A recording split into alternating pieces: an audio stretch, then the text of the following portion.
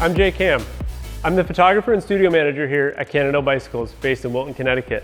I'm here at our North American campus. It's about 1,000 square feet, fully equipped with Broncolor equipment. I would define our lighting style here as both technical and precise. And the work that we do in this space is really a perfect marriage of those things, where we have technical art with photography and we have technical products with bicycles. The previous equipment that we had was a very basic toggle switch and dial system. It took a lot more mental gymnastics to get to that point where we could actually start shooting.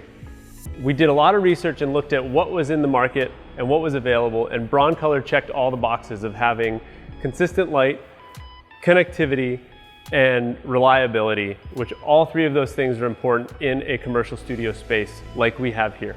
We're able to grab a light off the shelf, set it on the set, open the bronControl app, and really precisely dial in that light on the product to highlight that feature, so in the final image, it's something that people can see and understand clearly. bronControl is probably one of the most important tools that we have in the studio today. We no longer have to run around the studio to adjust this light or that light, or turn off a modeling light or turn on a modeling light or dial in power. We can open the app and use all of the features within it to get the result that we need in a very short period of time.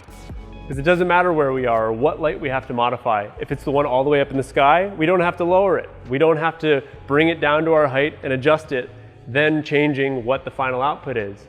We're trusted in this space to create consistent imagery across multiple products year in and year out. And that consistency from product to product on set is also important when we're working with the whole product line. If we have 15 bikes that all need to be shot in the same space, it's really critical that those lights don't move. Some paint finishes we need to add light to, some we need to take light away from, just to get them to look as good as they possibly can.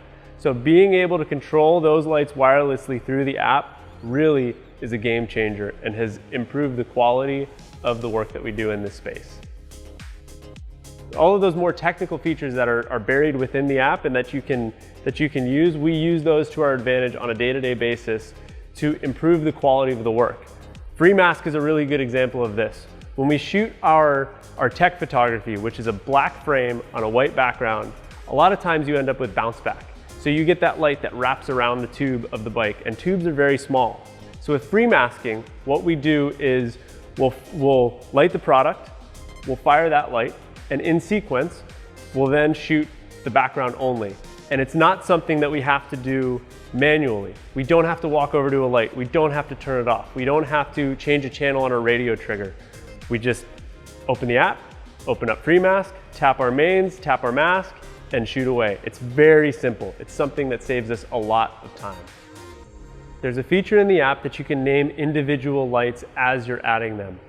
And as we're building, we can see what those individual lights are doing and what that zone is responsible for.